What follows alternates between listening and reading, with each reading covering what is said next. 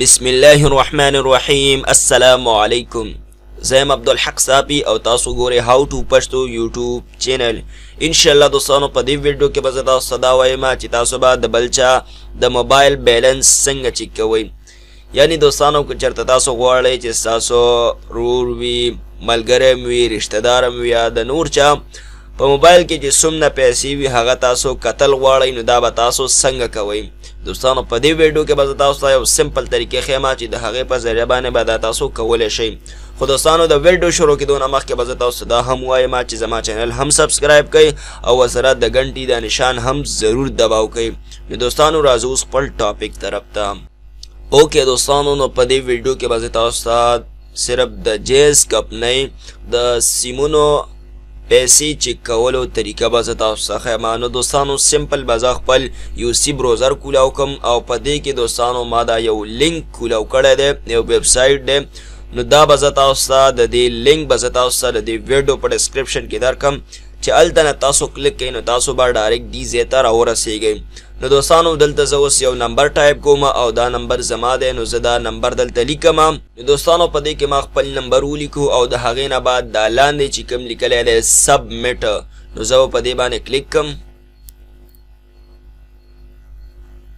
او دا تاسو کتلی شئ دوستانو دا راغلی ویلکم، بیا نمبر لیکلی دی او یو هیو آرس، مطلب زما په سیم کې چې کوم دی 2 روپۍ او 67 پیسې دي.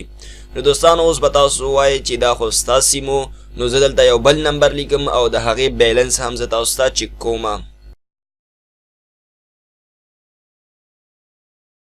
نو دوستانو دا تاسو کتلی شئ په دې کې ما یو بل نمبر ولیکو او د هغې نه بعد دا لاندې سبمیټ چې کوم لیکلی دی نو په دې باندې به زه کلیک کړم او دوستانو دا تاسو کتلی شئ بیا هم هغه شانتې راغلی ویلکم نمبر دی او د دې په موبایل کې چې کوم دی مطلب د دې په سیم کې دی اوس 0.25 پیسې دي. نو پته نه لګي چې دا د چا نمبر دی. او دوستانو دغه شانتې زه دلته یو بل نمبر هم لیکم چې تاسو ته یقین راشي چې بهی دا پردی نمبر دی. نو زه دلته یو بل نمبر لیکم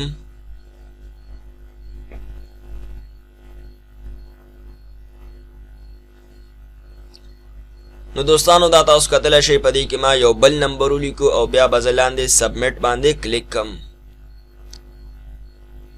نو دوستانو دا تاسو کتلی شئ د ده په دې سیم کې چې کوم دی اوس یو پیسه ده، نو پته نه لګي چې دا څوک دی. خو دوستانو دغه شانتې تاسو ډېر سمپل طریقې سره د بل چا د سیمونو پیسې معلومولی شي. او دوستانو که چېرته تاسو ته یقین نه راځي نو تاسو په خپله په دې طریقې باندې پریکټس وکړئ نو تاسو ته به پته ولګي.